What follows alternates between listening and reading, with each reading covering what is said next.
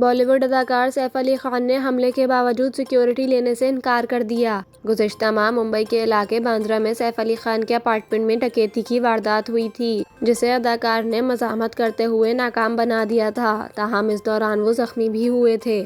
ڈکیتی کی واردات کے بعد خبریں سامنے آئیں کہ بالی ووڈ اداکار رونت رائے کی سیکیورٹی ایجنسی سیف علی خان کے گھر کو سیکیورٹی فراہم کرے گی، جس کے لیے CCTV کیمرے بھی نصب کر دیے گئے ہیں، جبکہ رونت رائے کو سیف کے باندرہ گھر کے باہر پولیس اہلکاروں سے بات کرتے بھی دیکھا گیا تھا۔ تاہم اس حوالے سے اب سیف علی خان نے بھارتی میڈیا سے گفتگو کے دوران زیادہ سیکیورٹی نہ رکھنے کی وجہ بتائی۔ اداکار نے کہا کہ میں نے کبھی بھی سیکیورٹی پر یقین نہیں کیا، میں کبھی بھی سیکیورٹی گارڈز کے ساتھ نہیں چلنا چاہتا تھا۔